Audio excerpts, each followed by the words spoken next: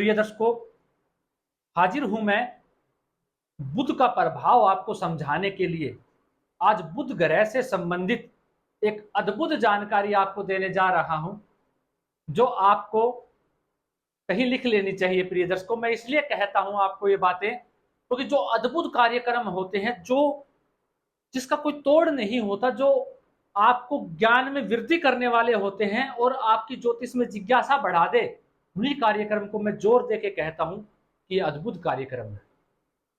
तो प्रिय दर्शकों, आज का जो कार्यक्रम है ये अद्भुत है। आप जानते हैं, बुध ग्रह जिस ग्रह के साथ होता है वैसा ही स्वभाव देता है, और सूर्य के समीप होने के चलते ये निस्तेज ग्रह ज्योतिष शास्त्र के अंदर बताया गया है। लेकिन आप जानते हैं 12 से 18 डिग्री के बीच बुध अपना सर्वश्रेष्ठ प्रभाव देते हैं, और जब बुध अकेले होते हैं तो इसका प्रभाव देखने को मिलता है और ये अति उत्तम प्रभाव अपना देते हैं।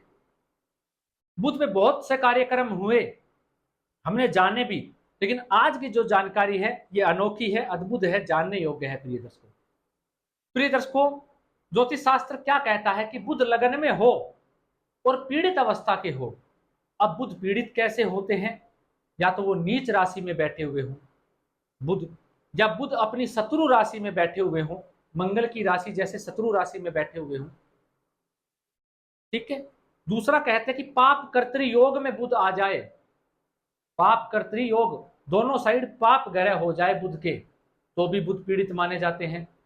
बुध किसी पाप ग्रह से दृष्ट हो तो भी बुध पीड़ित माने जाते हैं।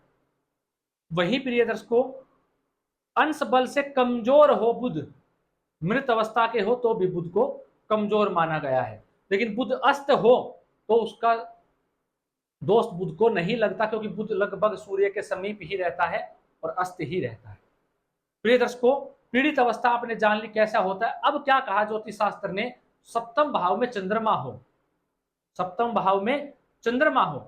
अब जानते हैं चंद्रमा सप्तम भाव में होंगे, बुध लगन में होंगे, तो चंद्रमा पूर्णिमा के आसपास के होंगे, क्योंकि बुध हमेशा सूर्य के समीप रहते हैं, आगे रहते हैं या पीछे रहते हैं।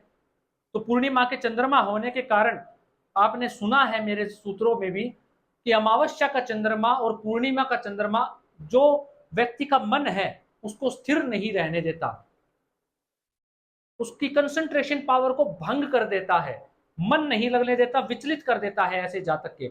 और कहीं चंद्रमा भी केंद्रुम दोष में आ जाए, क्या कहा? सप्तम भाव में चंद्रमा हो, बुध लगन में हो, पीड़ित हो, और चंद्रमा केंद्रुम दोष में आ जाए या किसी पाप ग्रह से दृष्ट हो जाए, तो क्या होगा? ऐसा जातक प्रिय दर्शकों अपनी वाणी के कारण अपने जीवन को बर्बाद कर लेता है।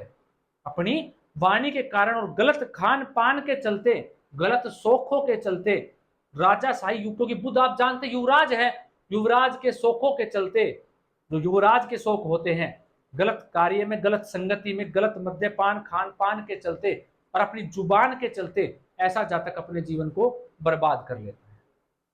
अगला सूत्र समझिए प्रिय दर्शकों, बुध ग्रह से संबंधित, अगर बुध तीसरे घर में हो और पीड़ित हो। अब पीड़ित आप जानते हैं कैसे होते हैं बुध, मैं आपको समझा चुका हूं।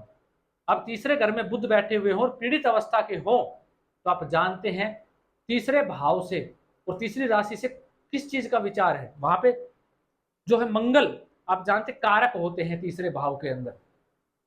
अब वही दक्षिण दिशा में अगर जातक का मकान का जो मेन दरवाजा है वो दक्षिण दिशा में है, बुध तीसरे घर में हो और दक्षिण दिशा में ऐसे जातक का मकान हो, तो ये बुध जातक को बर्बाद कर देते हैं। ऐसे जातक को उस घर में बरकत नहीं होने देते, कहीं ना कहीं कष्ट और परेशानी ऐसे जातक को देखनी पड़ती है। वहीं प्रिय दर्शकों, अगर बुध सप्तम भाव में हो, जन्म कुंडली के सप्तम भाव में हो, इससे पहले प्रिय दर्शकों मैं आपको बता देना चाहता हूं, मैं आपको उपाय भी बता दूंगा कि क्या उपाय करना चाहिए आपको कि बुध ये पीड़ा ना दे पाए, आपको वो पीड़ा कम हो जाए।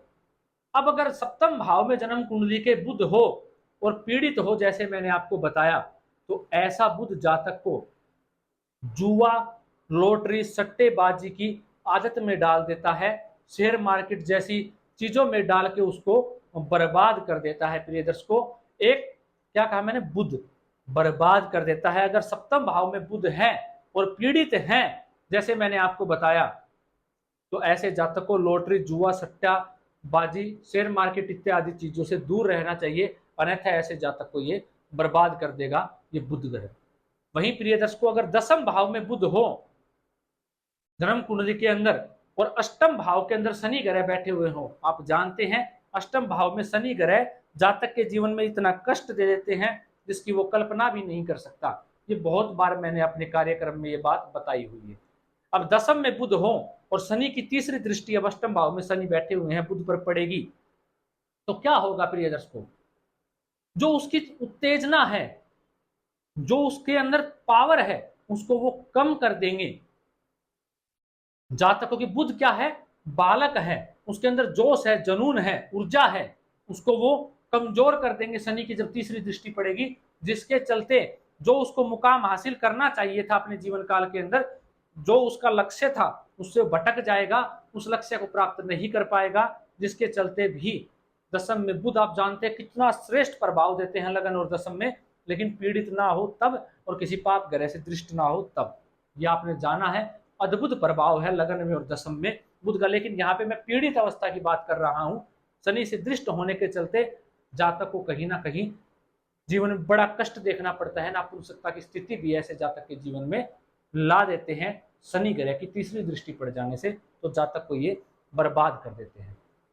अब प्रिय दर्शकों, आप जानते हैं कि जो 3 भाव मैंने आपको बताए वो केंद्र के भाव हैं, लगन, चतुर्थ और दसम। आप किसी भी कुंडली को उठा लीजिए और उसमें देखिए अगर इन 3 भावों में बुध केंद्र के भाव में 1, 4, 7, 10 में अगर बुध बैठे हुए हैं, तो ऐसा जातक युवराज की तरह जीना चाहेगा, अपने आप को युवराज समझेगा।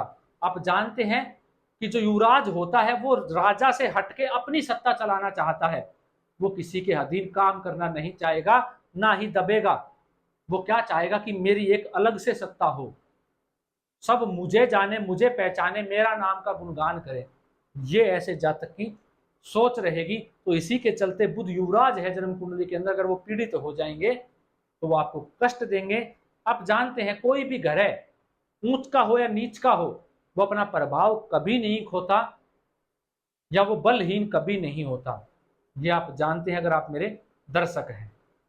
तो बुध ये नहीं कि वो अपना प्रभाव खो देगा, लेकिन पीड़ित होने के चलते वो गलत कार्यों में जातक को बर्बाद अवश्य कर देगा। अगर आपकी कुंडली में ये स्थिति है तो आपको गणेश चतुर्थी का व्रत करना चाहिए। आपको रोजाना गणेश के मंत्र, गणेश जी को ओम गंगणपताय नमः का इस मंत्र का जप करना चाहिए। कम से कम 10 से 12 माला आपको रोज जप करना चाहिए। हर बुधवार को गणेश जी के मंदिर में जाना चाहिए और गणेश जी को दुर्वा अर्पित करनी चाहिए। इससे भी आपको लाभ होगा और ये बुध शांत हो जाएगा और आपको ज्यादा खराब प्रभाव नहीं दे पाएगा। दूसरा, गाय को हर बुधवार को हरा चारा खिलाना चाहिए ऐसे जातक को, उससे भी आपको लाभ मिलेगा। प्रिय दर्शकों, अगर आपको ये कार्यक्रम आनंद देने वाला रहा है तो आप भी अपना कर्तव्य का निर्वहन कर सकते हैं चैनल को सब्सक्राइब करके। अगर आपका कोई सवाल है तो कमेंट के माध्यम से पूछना ना भूलें। आज के लिए इतना ही, नमस्कार।